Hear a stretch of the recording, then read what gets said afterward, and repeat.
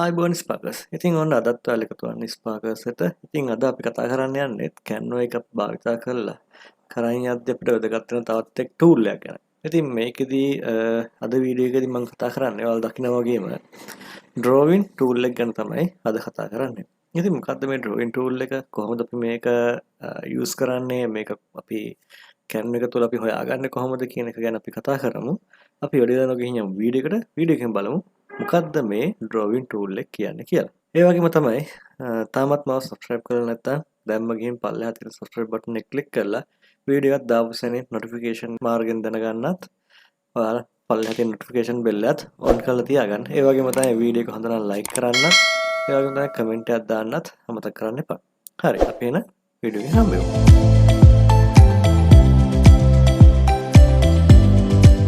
ඉතින් drawing tool එක කියන්නේ අපිට Canva එකේ භාවිතා කරන්න හම්බෙන අලුත් tool එකක්. අලුත් කියන්නේ දැනට පොඩි ටික කාලයකට කලින් අපිට හම්බුණ tool එකක්. ඉතින් මේ drawing tool එක අපිට වැදගත් වෙන්නේ ඇයි? drawing tool එක අපිට වැදගත් වෙන්නේ අපි මොන හරි අපි කියන අපි draw කරන්න මොන හරි දෙයකට අපිට අවශ්‍ය වෙනවා නම් ඒ දෙයට තමයි අපි මේක tool එක use කරන්නේ. එතකොට අපිට මේක කලින් Canva එකේදී අපිට බලා ගන්න මේ tool එක තිබුණ නැහැ. නමුත් අපිට මේකදී advance වෙලා අලුත් features අපිට මේ Canva එකට update වෙනවා. එතකොට ඒ update වෙද්දී අප tool එක විදිහට තමයි drawing tool එක එන්නේ. මේ drawing tool එක අපි Canva එක තුල හොයාගන්නේ කොහොමද? මුලින්ම බැලුවොත් ඔයාලට බලා ගන්න පුළුවන් මෙන්න මේ වම් පැත්තේ bar එකේ පේලියේ තියෙනවා tools කීපයක්. මේ tools කීපය ඔයාලට බලා ගන්න පුළුවන් මෙන්න මේ වගේ draw කියලා එකක්. ඉතින් මෙන්න මේ draw කියන එකෙන් තමයි ඔයා අපි ඒ භාවිතා කරන draw එක කරගන්න පුළුවන් tool එක use කරන්නේ. එතකොට මේකදී අපි වැදගත් වෙන්න ඕන කාරණේ තමයි අපි සාමාන්‍යයෙන් mouse එකක් use කරලා draw කරන්නේ චුට්ටක් අමාරුයි. එතකොට මේ draw කියන එක අපිට භාවිතා කරද්දී මම ඔයාලට පෙන්නන්නම් උදාහරණයක්. මම මුලින්ම කියන්නම් මේක අපි කොහොමද use කරන්න කියලා. අපි මේ draw කියන tool එක උඩ එහෙම නැත්නම් මේ අපේ tool එක උඩ එකපාරක් ක්ලික් කරලා අපිට පුළුවන් මෙතනදී select කරන්න pen වර්ග තුනක්. එකක් තමයි පෑනක් වගේ ඉරි අඳින්න ඕන නම් අපිට ඒක භාවිතා කරන්න පුළුවන්. ඊට පස්සේ තියෙනවා ටිකක් line එක ඝනකම වැඩි. ඊට පස්සේ තියෙනවා ආයෙමත් ඝනකම වැඩි. ඔන්න ඔය විදිහට අපිට පේලි තුනක් බලා ගන්න පුළුවන්. ඒ වගේ තමයි මෙන්න මෙතන තියෙනවා eraser එක. ඉතින් මේ eraser එකෙන් අපිට පුළුවන් මේ දේවල් මකන්නත්. ඒ වගේම තමයි අපිට cursor එක ඕන නම් මේ cursor එක භාවිතා කරලා මෙතනින් අපිට අපි use කරලා මේවා අපිට එහාට මෙහාට කරගන්න පුළුවන්. ඒ වගේම තමයි අපි අඳින line එකේ color එක අපිට වෙනස් කරගන්න ඕන නම් ඒකත් මෙතෙන්දී කරගන්න පුළුවන්. එතකොට ඔයා line එකක් එහෙම නැත්නම් මොන හරි drawing එකක් කරනවා නම් drawing එක කරන්න කලින් මතක ඇති ඔයා color එක වෙනස් කරලා අඳින්න. එහෙම නැතුව ඔයාට පස්සේ color එක වෙනස් කරගන්නත් ගැටලුවක් කෙනෙක් නැහැ.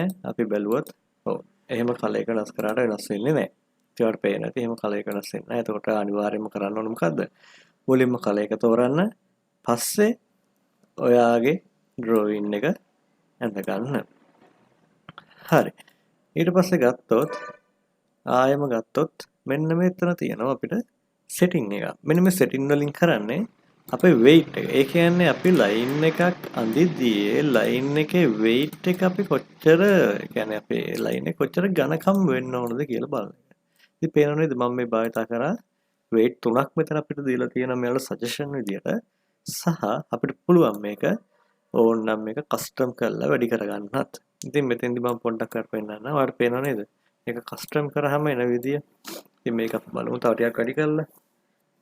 ඔන්න 100ටම දැම්මොත් ඔන්න ඔය විදිහට අපිට බලා ගන්න පුළුවන්. ඒ වගේම තමයි අපි අඳින line එක transparency එක. ඔන්න ඔහම අපිට බලා ගන්නත් ඒ tool එකේ use කරද්දී බලා ගන්න පුළුවන්. හරිනේ. හරි. ඉතින් ඔන්න ඔය විදිහට තමයි. ඉතින් මේක මහා ලොකු දෙයක් නෙමෙයි. ඒ වුණාට ඉතින් මේකත් අපි දැනගෙන ඉන්න එක අපේ drawings වලට එහෙම නැත්නම් අපේ design වලට වැදගත් වෙන්න පුළුවන්.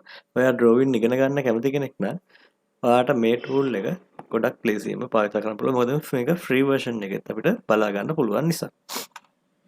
ඉතින් ඊළඟට ගත්තොත් මේක අපිට use කරන්න පුළුවන් ගොඩාක්ම ලේසියෙන්ම සාමාන්‍යයෙන් අපි කියනවා මේක drawing නේ නේද? drawing එකක් නිසා සාමාන්‍යයෙන් අපිට පුළුවන් නම් මේක අපි දැන් ලැප් එකක් හරි එහෙම නැත්නම් අපි ගත්තොත් ඩෙස්ක්ටොප් එකක් හරි පාවිච්චි කරන කෙනෙක් නම් අපි මේක draw කරන්නේ mouse එකක් use කරලා. සාමාන්‍යයෙන් mouse එකකින් ඔයාලා අපි දන්නවා drawing එකක් අඳින්න ගියාම පොඩ්ඩක් අමාරුයි. බැරි නැහැ අමාරුයි චුට්ටක් කට්ටක් කාගෙන නේද වෙලාවක් වැය කරලා ඕන කරන්නේ. එතකොට ඒතින්දී අපිට මෙන්න මේ mouse එක use කරන්නේ නැතුව ඔයාලට පුළුවන් නම් drawing tab එකක් use කරන්න. එහෙම නැත්නම් ඔයා tab එකක් use කරන කෙනෙක් නම් ගැටලුවක් නැහැ. ඔයා phone එකක් use කරන කෙනෙක් නම් pen එකක් ගැටලුවක් නැතුව use කරලා අපිට පුළුවන් මේ drawing එක ලස්සනට හදාගන්න. එතකොට අන්න ඒ වගේ දේවල් තියෙනවා මෙතෙන්දි සැලකිලිමත් වෙන්න ඕන. මොකද නැත්තම් වෙන්නේ ඔයාට හරියට ඔයාගේ ලැප් එකෙන් අපි හිතමු ඔයා මොකක් හරි මලක් අඳින්න ගියා කියලා. ඉතින් ඔයාට පේනවා ඉතින් මේක පොඩ්ඩක් mouse එකෙන් අඳින්න ගියාම චුට්ටක් අමාරුයි. හැබැයි ඔයා මේකට ඔයා භාවිතා කරන්නේ මොන හරි drawing අපි හිතමු tab එකක් හරි එහෙම නැත්තම් හරි ෆෝන් එකක් හරි තියෙනවා නම් ඔයාට පුළුවන් ඒ අදාළ ඩිවයිස් එකට තියෙන මොන හරි drawing pen එකක් අරගෙන pen එකෙන් මේ ටික කරගන්න. ඉතින් මේකත් කලින් වගේම තමයි සේව් කරගන්න එකත් කලින් වගේම හර ගැටලුවක් නැහැ. share ගිහිල්ලා download වලට ගිහිල්ලා ඒ අදාළ විදිහට සේව් කරගන්න පුළුවන්. කිසි ගැටලුවක් නැහැ. මේක PNG version තියෙනවා. JPG, PDF print හරිද? මේ ඕනම එකකින් මේක ඔයාලට සේව් කරගන්න පුළුවන්. ඒක කිසි ගැටලුවක් නැහැ. ඉතින් ඔන්න ඔය විදිහට තමයි මෙන්න මේ අපි භාවිතා කරන්න පුළුවන් drawing tool එක use කරන්නේ. හරි. ඉතින් මම හිතනවා ඔයාලට ඒක ගැන idea එකක් එන්න ඇති කියලා. ඒ වගේම තමයි මම දන්නවා මේ වෙද්දි මගේ වීඩියෝස් බලන ලොකු ප්‍රමාණයක පිරිසක් ඉන්නවා. ඉතින් ඒ වගේම තමයි මේ වෙද්දි තාම මාව subscribe කරලා නැත්නම් වීඩියෝ එක subscribe කරලා notification bell එක on කරලා වීඩියෝ එක හොඳ නම් comment එකක් දාන්න. ඒ වගේම like එකක් දාන්නත් අමතක කරන්න එපා.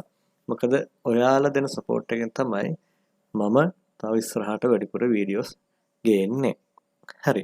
එහෙනම් ඉතින් අපි ඉස්සරහට තවත් එක tool එකක් එහෙම නැත්නම් තවත් එක් වැදගත් වීඩියෝ එකකින් ඉස්සරහට හම්බ වෙනකන් ඔයාලා හැමෝටම ජය වේවා. අපි ඉස්සරහ වීඩියෝ එකකින් හම්බ වෙමු.